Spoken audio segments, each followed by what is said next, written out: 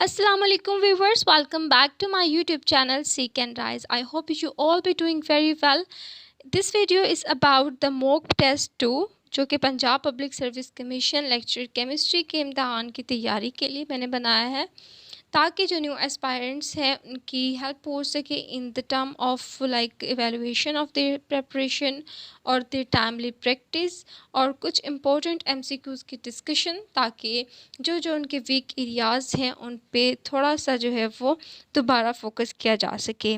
तो let's start this test. और before starting this test let me tell you कि जो लोग न्यू हैं चैनल पर जिन्होंने कोई टेस्ट अटैम्प्ट नहीं किया तो आपको चैनल की दूसरी वीडियोस में मॉक टेस्ट नंबर 1 भी मिल जाएगा, आप उसको अटैम्प्ट कर सकते हैं।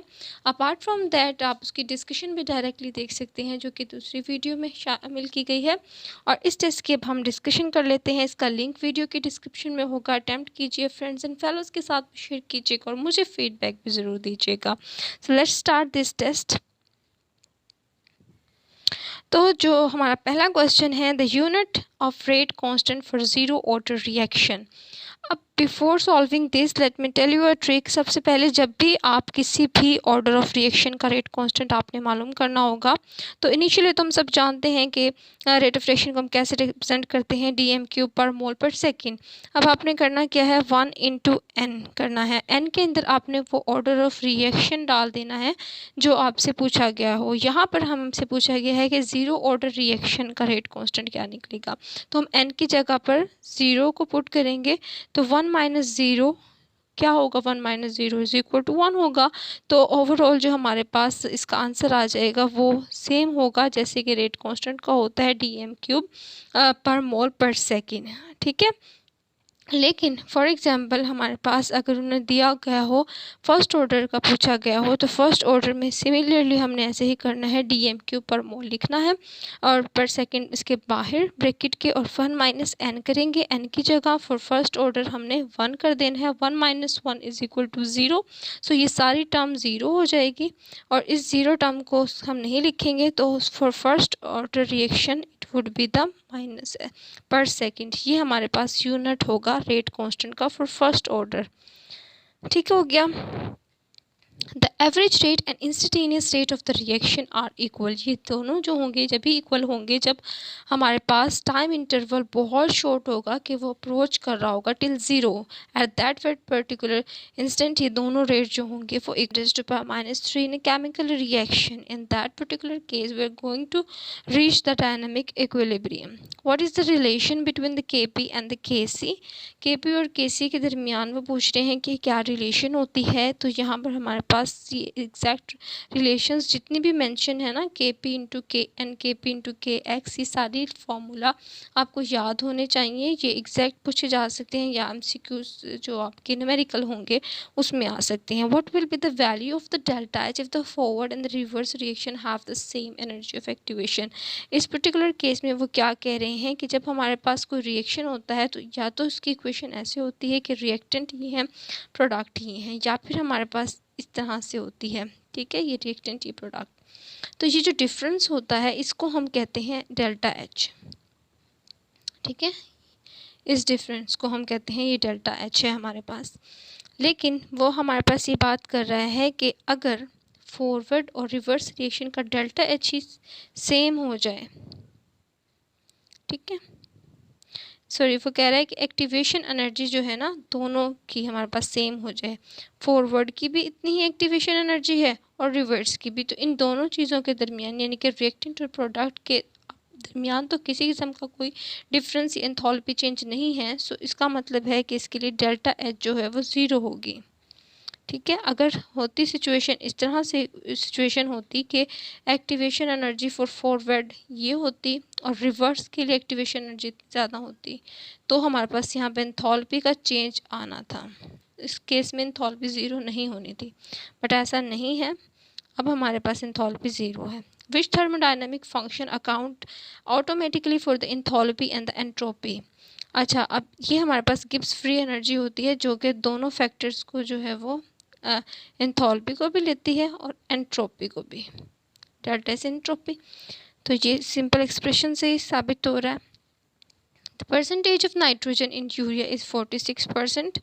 In the Planck's constant H, ये हमारे पास है H की वैल्यू, ठीक है। और उसके बाद डी ब्रोगली वेवलेंथ हमारे पास ये दी गई है। तो अब हमसे वो पूछ रहे हैं कि मोमेंटम दिया गया है और वेवलेंथ वो हमसे पूछ रहे हैं, यानी कि वो हमसे वेवलेंथ पूछ रहे हैं, हमें एच भी बता दिया गया है और हमें मोमेंटम भी बता दिया गया है। अब आपने करना क्या है, एच की जगह पर आपने 6.6 वाली वैल्यू पुट कर देनी है, मोमेंटम की जगह पर ये जितने भी वैल्यूज़ के आगे जो कुछ भी है वो आपने पुट करना है। जब आप इसको रिसॉल्व करेंगे तो आंसर हमारे पास जो है वो 2 एंगस्ट्रॉन आ जाता है।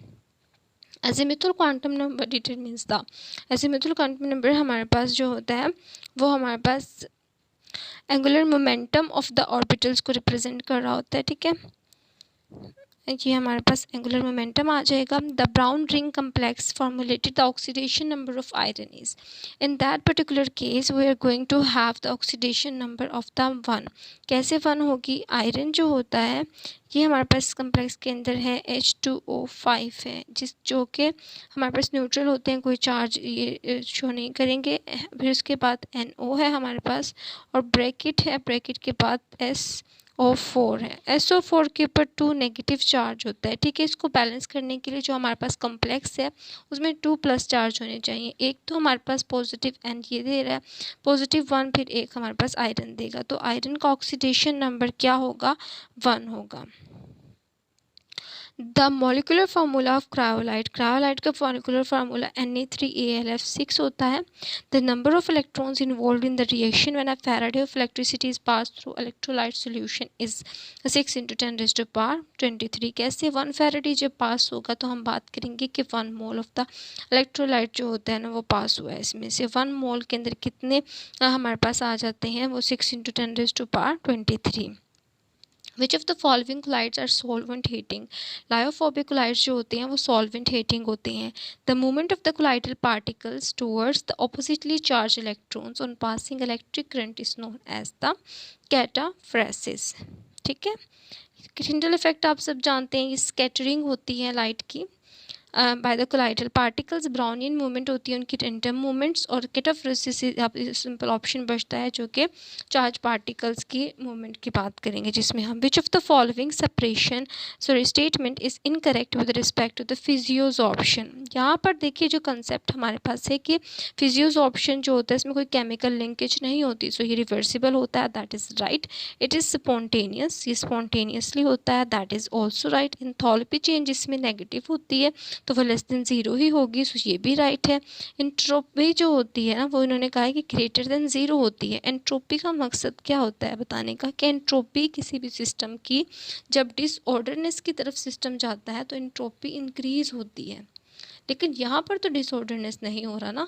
फिजियोजॉर्प्शन के अंदर जितने भी मॉलिक्यूल्स रैंडम थे वो सारे किसी स्ट्रक्चर के किसी सबस्ट्रेट के ऊपर जाके एब्जॉर्ब हो रहे हैं। अब यहाँ पर डिसऑर्डरनेस कम हो रही है तो entropy must have to be <0। So इस केस में हमारे पास ये वाली स्टेटमेंट गलत है, तो यही हमने इनकरेक्ट कोई ढूंढनी थी, तो इनकरेक्ट यही है।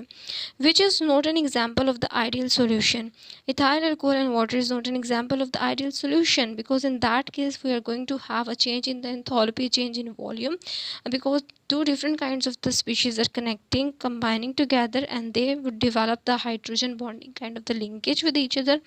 तो यहाँ पर ही हमारे पास deviation शो करेंगी from the ideal solution।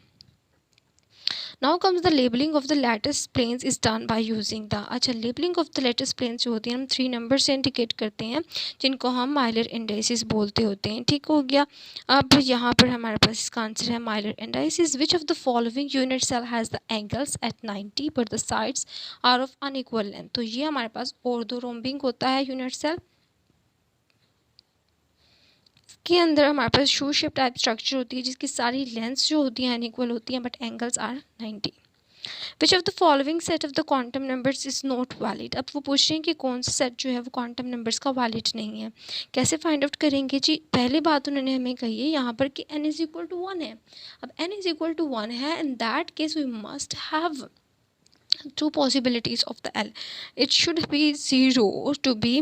देखिए जब हमारे पास n1 है, इसके बाद हम बात करें कि पहला शेल है, पहले शेल के अंदर हमारे पास 1s2 की पॉसिबिलिटी होती है ना, तो s के लिए तो l की वैल्यू नहीं होनी चाहिए 2, s के लिए तो l की वैल्यू होती है 0, so it should have to be zero over here. अगर ये हम 2 कह रहे हैं तो इसका मतलब हम कह रहे हैं 1D orbital is not going to exist. D जो होता है वो स्टार्ट ही 3 से होता है, 3D से, ठीक है। तो ये आपने थर्ड शेल से ही स्टार्ट होगा, तो ये हमारे पास गलत ऑप्शन है यहाँ पर। The shift of the lambda max to the longer wavelength, longer wavelength की तरफ जो होगी वो वैथोक्रोमिक शिफ्ट होती है। ये रेड शिफ्ट फॉर एग्जांपल, ये हमारे पास एक ग्राफ ले लेते हैं हम, ठीक है। ये हमारे पास नीचे वेवलेंथ है, ये इस तरफ वेवलेंथ इंक्रीज हो रही है। अगर कोई शिफ्ट जो है वो इस तरफ जाकर लैम्डा मैक्स आ रही है तो हम उसे कहेंगे कि अब ये पैथोक्रोमिक शिफ्ट है। पहले यहाँ आ रही थी फॉर एग्जांपल, फिर वो आगे जाकर आ रही है, तो ये पैथोक्रोमिक शिफ्ट हो गई है और ये रेड रीजन की तरफ जा रही है। अगर ये शिफ्ट जो है वो ब्लू रीजन की तरफ आए, कम वेवलेंथ की तरफ जाए, तो इसको हम कहेंगे हिप्सोक्रोमिक शिफ्ट, ठीक है, कम वेवलेंथ की तरफ जा रही है। और ये जो हमारे पास होता है कि इस तरह से वेवलेंथ का इफ़ेक्ट, एक हमारे पास इफ़ेक्ट होता है कि पहले भी वो उसी जगह पर थी, कर्व उसी लैम्डा मैक्स पे थी इस जगह पे, और अब भी दोबारा भी वो इसी जगह पर ही आ रही है। लेकिन अब फ़र्क क्या है कि पहले इंटेंसिटी इतनी थी, अब इंटेंसिटी इंक्रीज़ हो गई है। जब इंक्रीज़ इंटेंसिटी होगी उसी लैम्डा मैक्स पे तो उसको हाइपर कहेंगे, और अगर कम होगी तो वो हाइपो हो जाएगी। अगर इंटेंसिटी कम हो गई तो वो हाइपो होगी। The equilibrium of the two radially interconvertible isomer is called the tautomerism. Tautomerism क्यों कहेंगे हम इसको, क्योंकि यही पॉसिबल होता है कि tautomerism के अंदर सिर्फ प्रोटॉन शिफ्ट हुआ होता है, तो वो सॉल्वेंट के अंदर ही दोबारा रीअरेंजमेंट इजीली होती रहती है और इंटरकन्वर्टेबल होता है। विच of the following is the most basic, basicity के लिए ज़रूरी है कि जो हमारे पास फॉर एग्जाम्पल बेसिसिटी के लिए क्या चीज़ ज़रूरी है, ये लोन पेयर जो होता है ये ज़रूरी है बेसिसिटी के लिए, ठीक है। तो जितनी इसके ऊपर अवेलेबिलिटी रहेगी, जब हमारे पास इलेक्ट्रॉन डोनेटिंग ग्रुप इसके साथ अटैच होगा तो ये और भी एम्पावर्ड होगी यहाँ पर स्पीशी लोन पेयर की, और ये हमारे पास जो होती है रिस्पॉन्सिबल होती है for giving the basic character to the amine. और यहाँ पर जितने इलेक्ट्रॉन डोनेटिंग ग्रुप ज़्यादा स्ट्रॉन्ग होगा उतना ही इसका बेसिक करेक्टर इंक्रीज होता रहेगा। So that would be the answer over here. Which of the following doesn't show hydrogen bonding, so the structure itself indicating that it would have the species which is the partial positive charge species like hydrogen attached with the electronegative atom oxygen। तो यहाँ पर ऐसी कुछ चीज़ available नहीं है। हमारे पास oxygen तो है बट कोई हाइड्रोजन हमारे पास अटैच नहीं है ऑक्सीजन के साथ, so this is not going to give hydrogen bonding. Which of the following will show the maximum osmotic pressure for one molar solution. अब ऑस्मोटिक प्रेशर और ये सारी कोलिगेटिव प्रॉपर्टीज़ जो होती है नंबर ऑफ पार्टिकल्स पे डिपेंड करती हैं। In that particular case we are going to have the 4 ions per molecule. इसके अंदर 4 आइंस पर मॉलिक्यूल होंगे, तो जितने number of particles per unit volume या पर मॉलिक्यूल होंगे उतना ज़्यादा क्या होगा। अब इसके अंदर 4 आइंस पर मॉलिक्यूल हैं, इसका मतलब है कि number of particles per unit volume भी ज़्यादा होंगे। जितने नंबर ऑफ़ पार्टिकल्स ज़्यादा होंगे उतना ही ऑस्मोटिक प्रेशर भी ज़्यादा होगा। ये सीधी सी बात है, तो इसका आंसर यही है, ठीक है। तो colloidal solutions are not purified by, जितने भी ऊपर 3 मेथड हैं ये प्यूरिफिकेशन मेथड है। Electrophoresis is not a purification method. तो ये एक सिंपल हम कह सकते हैं कि ड्यू द इलेक्ट्रिक चार्जेस की वजह से मूवमेंट होती है। विच of the following order is correct for the first ionization potential of the boron, carbon and nitrogen. अब इसके लिए जो करेक्ट ऑप्शन है हमारे पास वो बी है। बी क्यों है जी, नाइट्रोजन की ही सबसे ज़्यादा जो होती है फर्स्ट आयोनाइजेशन पोटेंशियल होती है, फिर कार्बन की और बोरॉन की। रीज़न क्या है जी कि नाइट्रोजन जो होता है वो ऑलरेडी एक stable half filled electronic configuration रख रहा होता है, सो उसमें से किसी चीज़ की रिमूवल ज़्यादा डिफिकल्ट होगी as compare to the one which is not having the half filled और फुल फिल्ड इलेक्ट्रॉनिक कॉन्फ़िगरेशन। अच्छा जी, उसके बाद हमारे पास आ जाता है कि डिफरेंट आइसो इलेक्ट्रॉनिक आइंस हैं।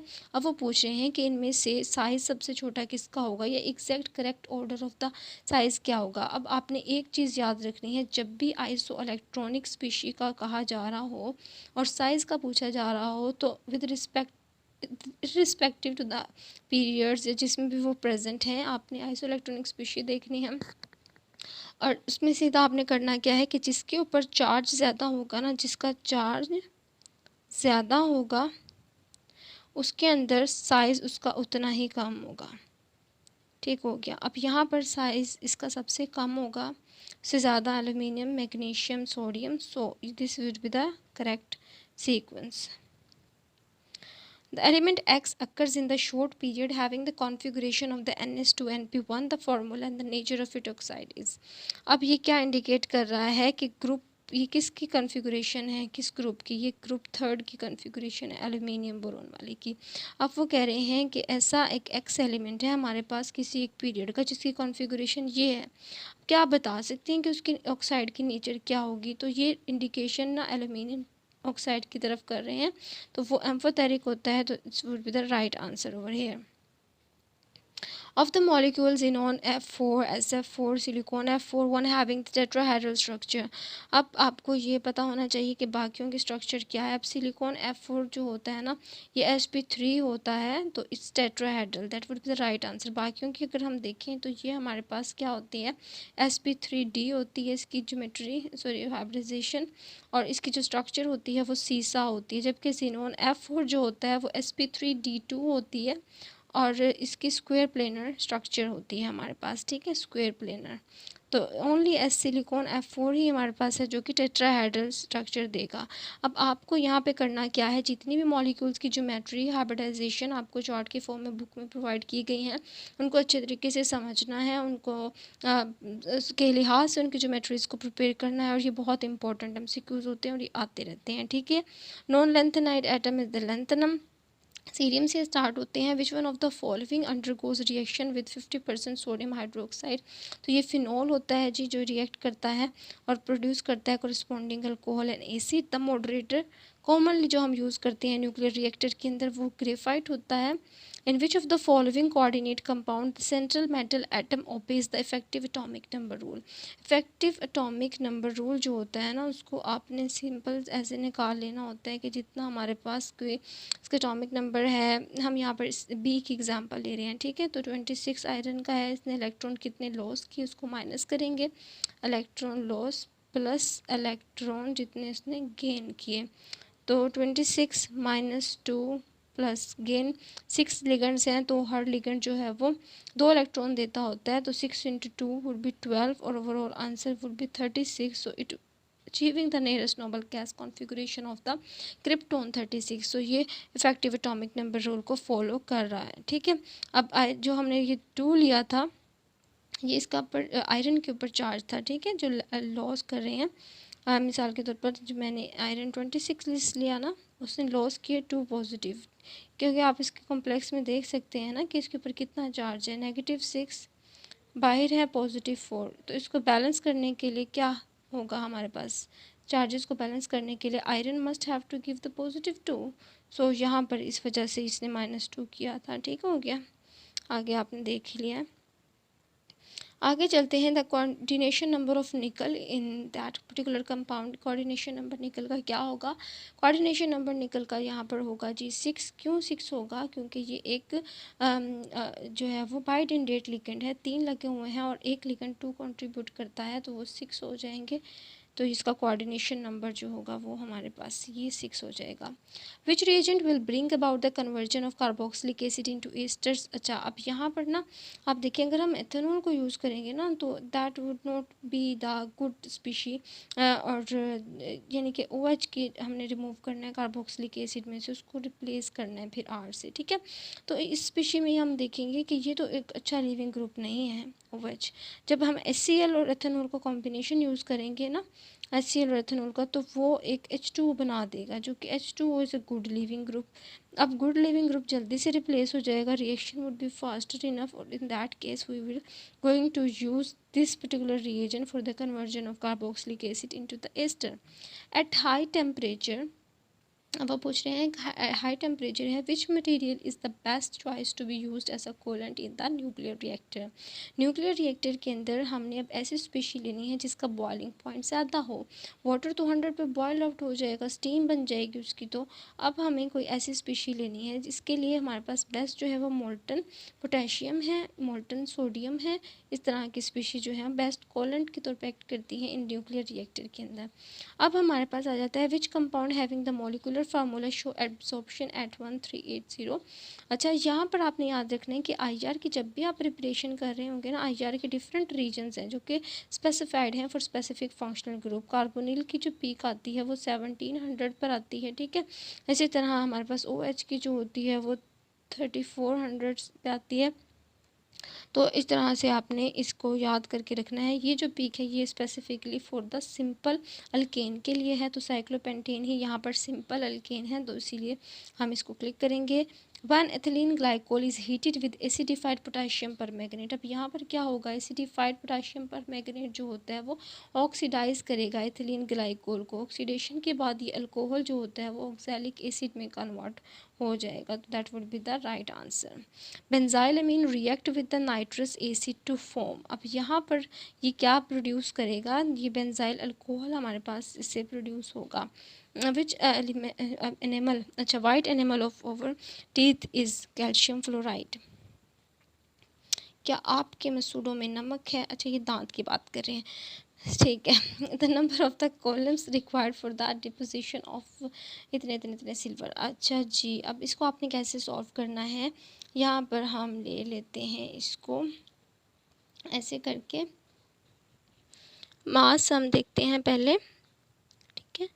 तो इसका जो फार्मूला होता है ना इस तरह की स्पीशी का, वो आपके पास ऐसे होगा। इसको आपने इक्विवेलेंट वेट के साथ इनटू चार्ज लेना है और फिर उसके बाद आपने इसको डिवाइड कर देना है 9650 जो कॉलम का नंबर था, ठीक है।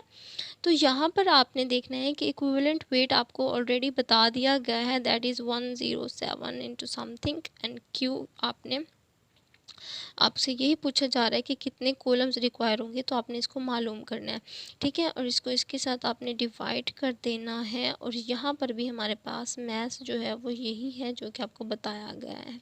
जब आप इस तरीके से इसको सॉल्व करेंगे तो होगा क्या कि क्यू को आप इधर ही रखेंगे तो ये स्पीशी इधर से कैंसिल आउट हो जाएगी इधर आकर, और हमारे पास जो आंसर बचेगा वो यही बचेगा। आप इसको सिंपल पेज पे करके देख लीजिएगा, you will get the idea.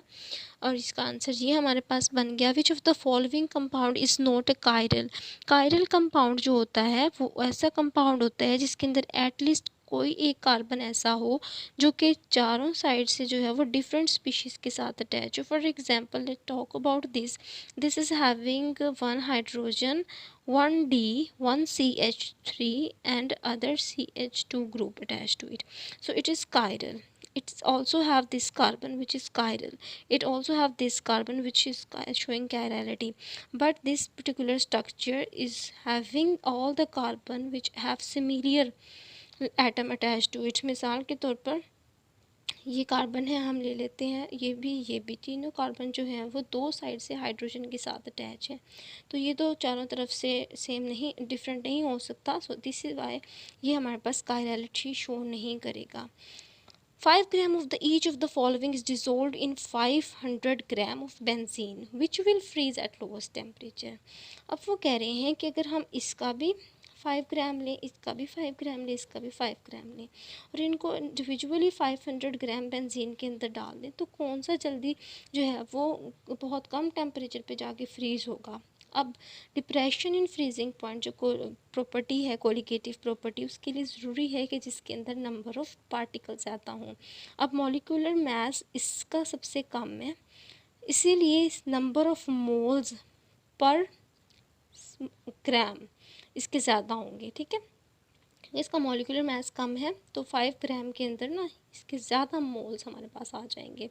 ज़्यादा आप इस कह लें नंबर ऑफ़ पार्टिकल्स, फिर जब इसमें ज़्यादा होंगे तो इसका जो डिप्रेशन इन फ्रीजिंग पॉइंट होगा वो भी ज़्यादा होगा। तो अगर पहले ये 0 पर फ्रीज़ होता था तो अब ये जाकर -10 इस तरह से होगा।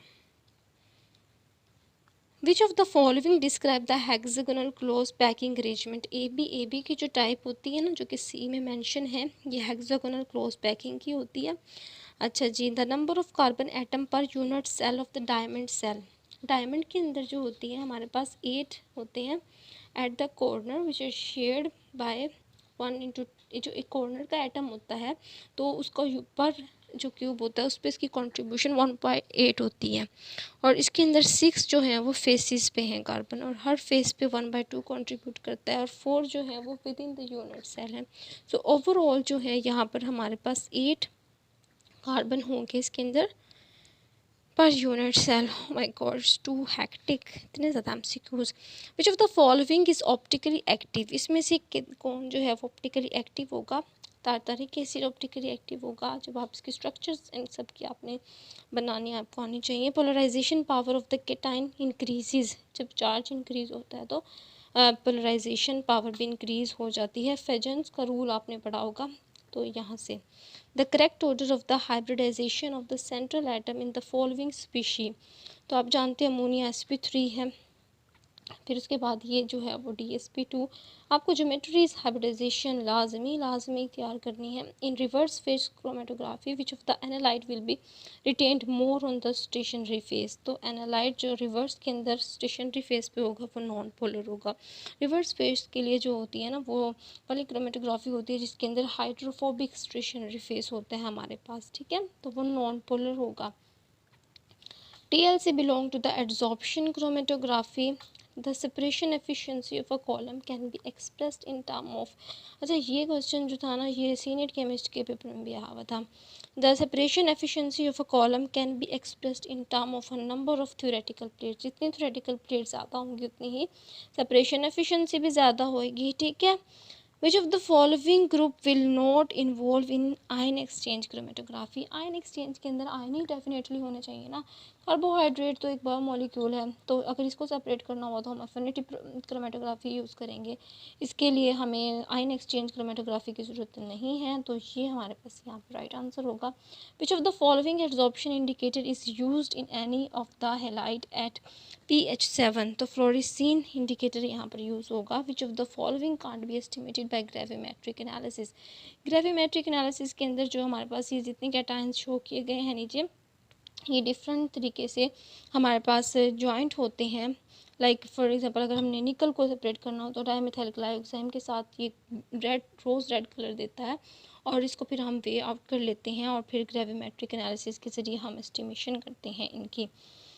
Which of the following is very poor oxidizing agent, तो जिंक जो है वो वेरी गुड रिड्यूसिंग एजेंट है, स्पीशी को रिड्यूस करता है, ये इट्स सेल्फ ऑक्सीडाइज हो जाता है, तो it's can't be a good oxidizing agent, ये रिड्यूसिंग एजेंट होता है। The point at which reaction is observe to be completed is called the end point, because end point is the point जहाँ पर reaction जो होता है वो हमारे पास वो कंप्लीशन के बाद, जैसे इक्विवेलेंस पॉइंट पे तो दोनों इक्वली रिएक्ट कर जाती हैं स्पीशी, एंड पॉइंट पे एक एक्स्ट्रा ड्रॉप डलता है जिससे हमें पता चलता है जी कि अब रिएक्शन कंप्लीट हो चुका हुआ है। The cobalt salt impart which colour, to impart blue colour. Which of the following radiation have rotational phenomenon, so microwave have a rotational phenomenon. Total vibrational degree of freedom, इसको हम कैसे मालूम कर सकते हैं? 3n से हम कर सकते हैं टोटल, तो 3 × 3, इसके अंदर 3 एटम्स है ना कार्बन डाइऑक्साइड के, तो टोटल तो हमारे पास 9 इसके अंदर मोशन की वो टाइप्स होंगी। अब वो किस तरह से डिवाइड होंगी, ये 9 जो होती हैं, 9 जो होती हैं वो 3, एक ट्रांसलेशन भी होंगी, वाइब्रेशनल भी होंगी, रोटेशनल भी। लीनियर है तो 3 ट्रांसलेशनल होंगी, वाइब्रेशनल कितनी होंगी, और रोटेशनल, लीनियर के अंदर रोटेशनल जो होती हैं वो 2 होंगी, ठीक है। वाइब्रेशन को फाइंड आउट करने के लिए फार्मूला कि ट्रांसलेशन तो सिंपल है ना, XYZ में 3, एक्सिस में 3, वाइब्रेशनल के लिए हम 3n-5 यूज़ करते हैं लीनियर के लिए। यहाँ पर 3 × 3 - 5 करेंगे तो 4 वाइब्रेशनल डिग्री फ्रीडम होगी यहाँ पर हमारे पास, ठीक हो गया, तो that would be the right answer. But अगर हमारे पास कोई ऐसी स्पीशी है जो कि लीनियर नहीं है तो 3n-6 फार्मूला यूज़ करेंगे वाइब्रेशनल फ्रीडम को मालूम करने के लिए। 3 × 3 नंबर ऑफ एटम्स -6, तो in that case we are going to have 3 vibrational degree of freedom. What effect does calcium sulphate have on cement, cement के अंदर कैल्शियम सल्फेट एक्चुअली जिप्सम के अंदर होता है, तो वो रिटार्ड कर देता है सेटिंग टाइम को। Iodine present in the water can be separated by the solvent extraction, which of the following is use to separate macromolecule, macromolecule को सेपरेट करने के लिए साइज एक्सक्लूजन क्रोमेटोग्राफी यूज़ की जाती है। नैनोपेप्टाइड कंटेन्स, नैनोपेप्टाइड के अंदर 8 पेप्टाइड लिंकेज होती हैं, जैसे डाईपेप्टाइड के अंदर 1 होती है तो 9 के अंदर 8 होंगी, 1 लेस हम करेंगे। Which of the following monosaccharide is a pentose, pentose arabinose है, ठीक है। The two form of the D glucopyranose obtain from the solution of the D glucose are called, ये दोनों जो होते हैं वो एनोमर्स कहलाएंगे। जब भी एल्डिहाइडिक या कीटोनिक या एसिटाइलिक ग्रुप के अंदर एक कार्बन पे पोजीशन ऑफ एटम्स चेंज हो जाए तो हम उसको एनोमर्स कहते हैं, ठीक है। एपीमर्स में भी यही होता है, लेकिन उसमें किसी भी कार्बन पे चेंज हो सकती है। एनोमर्स में जो फंक्शनल ग्रुप कार्बन होंगे ना, वहाँ पे चेंजिंग की बात हो रही है। Which one of the following is a phospholipid, तो lecithin is a phospholipid. Non protein part of the enzyme is called the coenzyme, enzymes involve in germinating seed is lipase, क्योंकि उसमें क्या होता है, स्टोर्ड लिपिड होती हैं जिनको convert करना है, क्योंकि अब जर्मिनेट कर रहा है सीड तो इसीलिए लाइपेज यूज़ होगा। The alkaline hydrolysis of the, ये बॉयज़ के पेपर का था last year. The alkaline hydrolysis of the fat is known as the saponification. In electrolytic refining of any metal, the impure metal should be anode. ठीक है। Pyrex class is a mixture of combination below, that is the sodium aluminum borosilicate.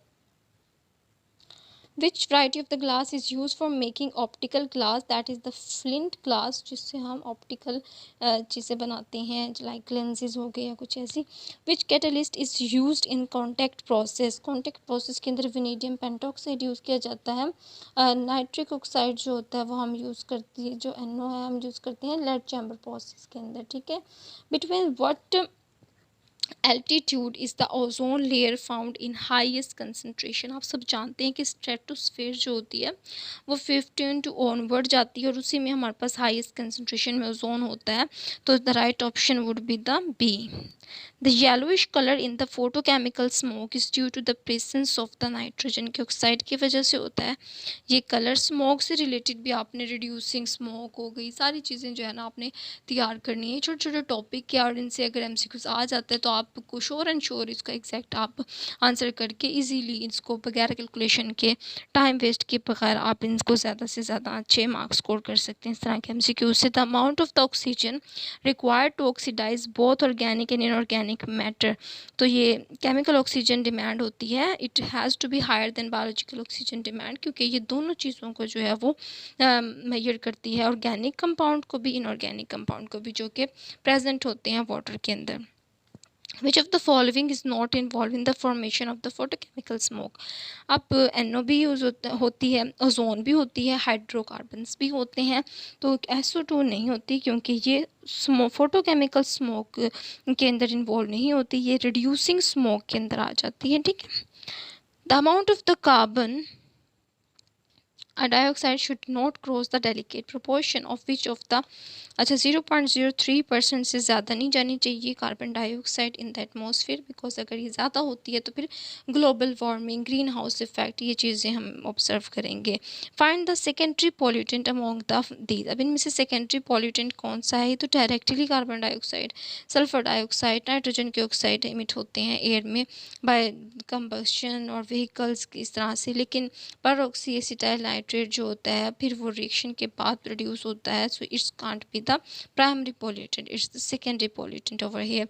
उसके बाद general knowledge के MCQ start हो जाते हैं। India Pakistan boundary is called, India और पाकिस्तान की बाउंड्री क्या कहलाती है, it is called the McMahon line. अच्छा जी, Indian council act of 1909 is also known as the Minto Morley reforms. अच्छा, objective resolution was passed on the 12 मार्च 1949। अच्छा, जनरल नॉलेज में ना फिर आपको कैटेगरीज का पता ही है कि 4 MCQs आपके पास्ट जो प्री पाकिस्तान की पार्टीशन से पहले का सारा था उससे रिलेटेड होते हैं, फिर करंट अफेयर्स से आ जाते हैं। तो who was the second prime minister of Pakistan, Khwaja Nazimuddin थे। OIC headquarter located in which city, it's I think in Jeddah है। Which area of Pakistan has the biggest deposit of the copper, that is in Chaki. Which of the following won Women T20 Asia Cup on 3rd of the October, Pakistan, ठीक है। Chief of army staff general Bajwa ने receive किया highest civil award, ये किस country से इसको receive किया था 17 अगस्त को, तो ये यूएई ने, ठीक है। उसके बाद who is called the father of the history, history का फादर कौन था, Herodotus. Barometer is use to measure, barometer जो होता है वो एटमॉस्फेरिक प्रेशर को करता है, ठीक है। Change the speech, Rihan says I am happy, Rihan says that he is happy, ठीक है। तो उसके बाद the boy dash watch the match before his friend came, had watch the match before his friend came, Rizwan will will on and for his misconduct will buy and with होगा, ठीक है। तो उसके बाद synonym of the simulate is imitate, what is the missing number, ये आप खुद देख लीजिएगा। I don't like math, मुझे मैथ 0% भी नहीं आता। अच्छा जी, मैंने पेपर में भी सिर्फ 98 MCQ सोच कर गई थी, मैंने देखे भी नहीं थे मैथ के क्वेश्चन। आप लेकिन ऐसा नहीं कीजिएगा, if you are good in math just attempt, ठीक है। शॉर्टकट की टू सेव एज फाइल, इसको F12 करेंगे। What is the extension name of MS power point is PPTX, तामंतर होना, गुनाहगार होना, ठीक है। ये बड़े अच्छा, ये यहाँ पर मैंने आसान दिया है, ये बहुत मुश्किल भी आ जाते हैं बाज़ों का, समझ नहीं आती फिर उनकी, तो आप लोगों ने देख लेना है। विशेज़ यही आपके लिए कि अच्छा और ईजी पेपर आए। अल्लामा इकबाल की आखिरी नज़म थी और हज़रत इंसान, ठीक है।